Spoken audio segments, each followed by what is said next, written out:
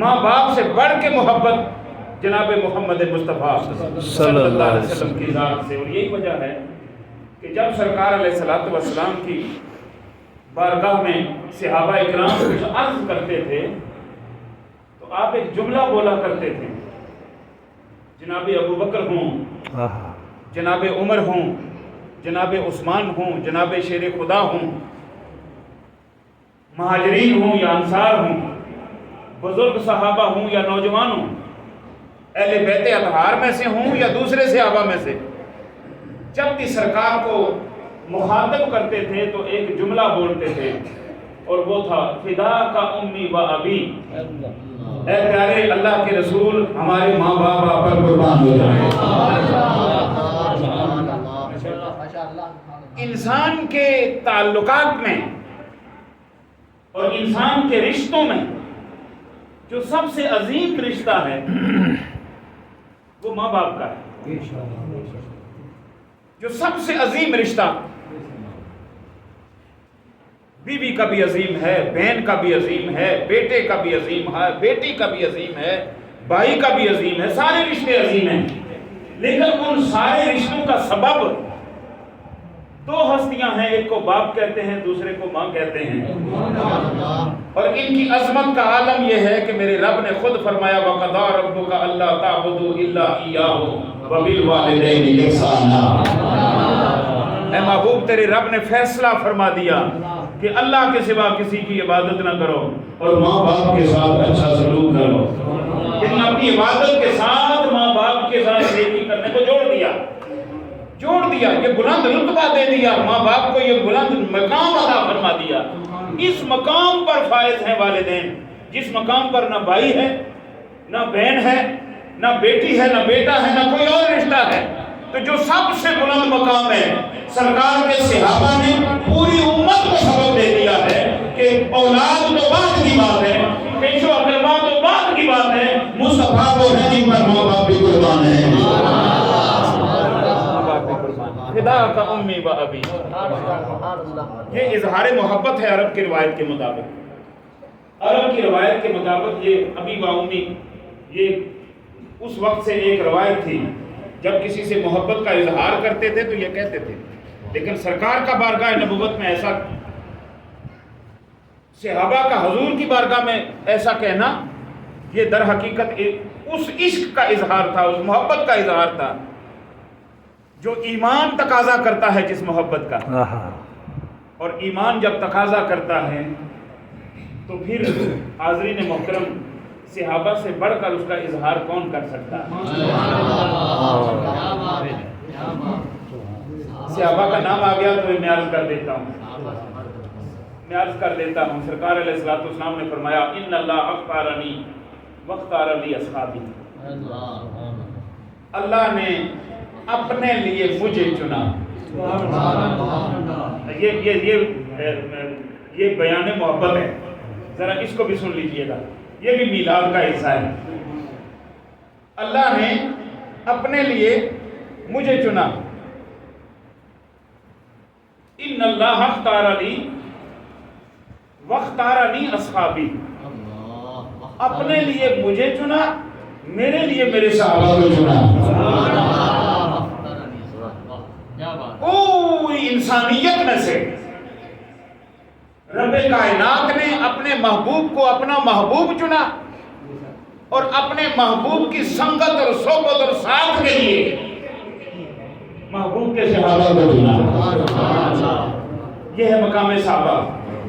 عنوان ادھر چلا جائے گا، اپنے ذہن میں رکھیے. اب جسے رب نے چنا، جن ہستیوں کو رب نے چنا، ان کے سلخیل کا نام ابو بکر ہے، ان کے قافلہ سالار کا نام عمر ہے، ان کے قافلہ سالار کا نام ابو بکر ہے، ان کے قافلہ سالار کا نام عثمان ہے، ان کے قافلہ سالار کا نام جناب شیر خدا ہے، ان کے قافلہ سالار کا نام بلال حبشی ہے. یہ جو قافلہ سالار ہیں جنہیں رب نے اپنے محبوب کی سنت کے لیے چنا، وہ کہہ رہے ہیں یا رسول اللہ ہمارے ماں باپ آپ پر قربان ہو جائیں. سبحان اللہ سبحان اللہ. ہمارے ماں باپ آپ پر قربان ہو جائیں.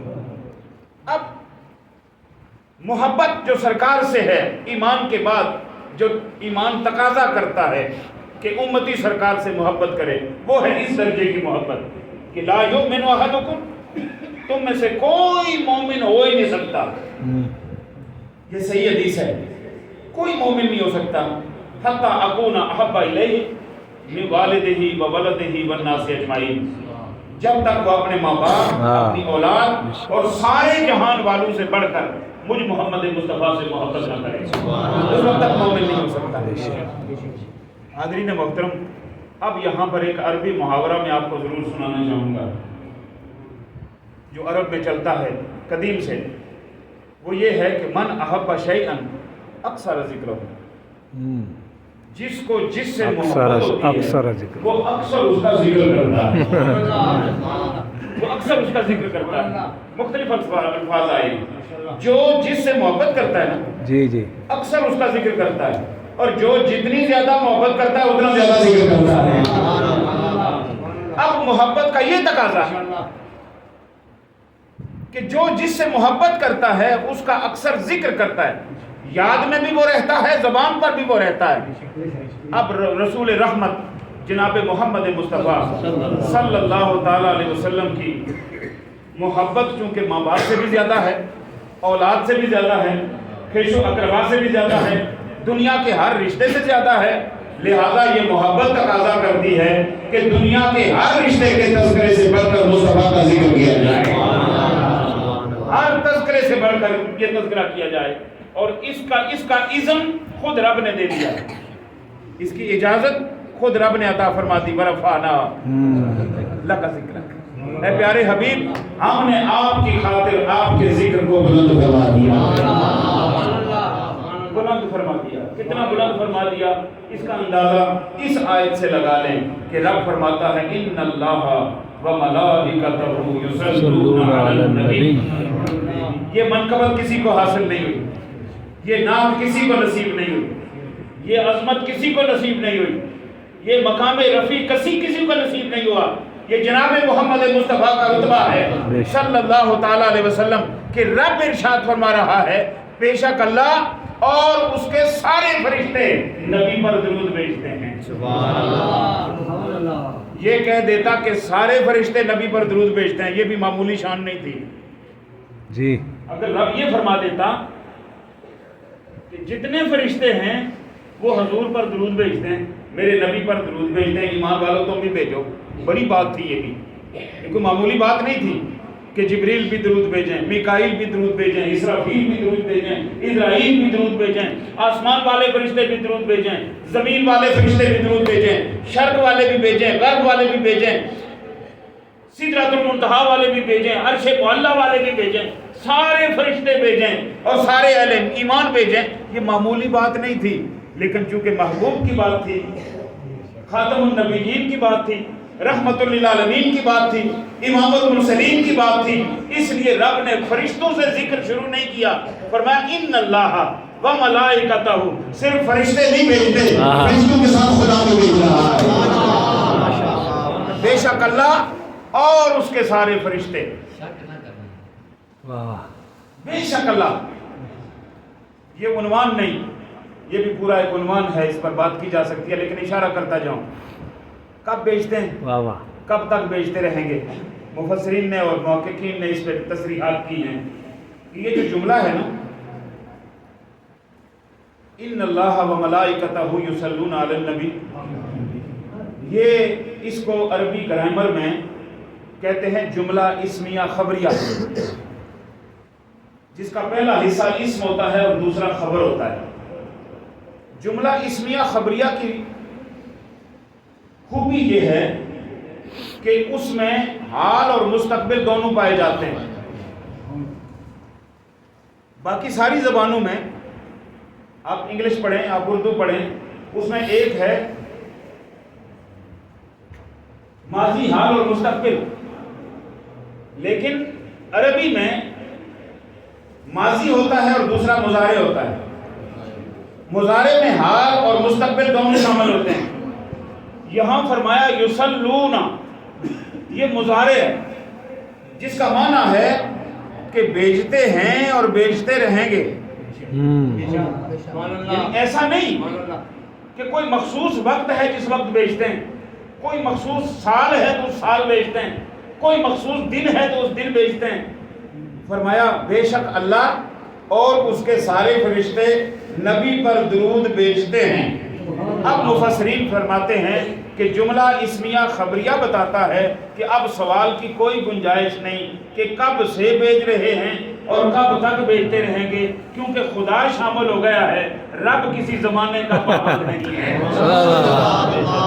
واہ واہ واہ کیونکہ رب ہے، اللہ درود بھیج رہا ہے، اس لیے اب نہ وقت کی قید ہے، نہ زمانے کی قید ہے، نہ جگہ کی قید ہے، نہ حالات کی قید ہے، نہ سردی کی قید ہے، نہ گرمی کی قید ہے۔ رب کائنات ہی جانتا ہے کہ کب سے درود بھیج رہا ہے، اور اللہ ہی جانتا ہے کہ کب تک بھیجتا رہے گا۔ تاجدار ختم نبوت، تاجدار ختم نبوت۔ حضرات جلدی جلدی آگے نکلتے ہیں، جلدی جلدی، تاکہ وقت میں نماز پڑھ سکیں۔ تو اب جس سے محبت ہوتی ہے بندہ اس کا تذکرہ زیادہ کرتا ہے۔ یہ عرب کے محاورے میں سے ہے، یہ حدیث نہیں ہے، یاد رکھیے گا۔ جی بعض لوگ بطور حدیث اسے بیان کر دیتے ہیں، یہ حدیث نہیں ہے، یہ قول ہے، قول۔ جس طرح ہمارے اقوال زرعی ہوتے ہیں جی جی اردو میں، انگلش میں بھی ہوتے ہیں بہت سارے، اسی طرح عربی میں بھی اقوال زرعی بولے جاتے ہیں، اور سب سے بلیغ اور فصیح زبان عربی ہے۔ تو اہل عرب یہ بولتے ہیں کہ جس سے محبت ہوتی ہے اس کا ذکر اکثر ہوتا ہے۔ اب معلوم یہ ہوا کہ سرکار علیہ الصلوۃ والسلام کی محبت اس بات کا تقاضا کرتی ہے کہ ان کا محب چلتے پھرتے اٹھتے بیٹھتے اپنے محبوب کا ذکر کرتا رہے، ہر لمحہ ذکر کرتا رہے۔ اب اس کا طریقہ کیا ہے کہ ہر لمحہ سرکار کا ذکر کرتا رہے؟ اس کا طریقہ کیا ہے؟ اس لیے کہ میلاد تو سال کے بعد ہوگا، جلوس تو سال بعد ہوگا۔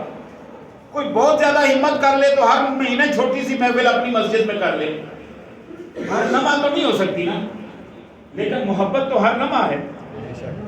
بندہ تنہا ہے تو حضور کے سے محبت، بندہ مجلس میں ہے تو حضور سے محبت، بندہ سفر میں ہے تو حضور سے محبت، بندہ دکان پہ بیٹھا ہے تو حضور سے۔ ایسا تو نہیں کہ بندہ مسجد میں آیا تو حضور سے محبت کر رہا ہے، گھر گیا تو محبت نہیں کر رہا، نہیں، بکریاں جلا رہا ہے تب بھی سرکار کی محبت میں ہے۔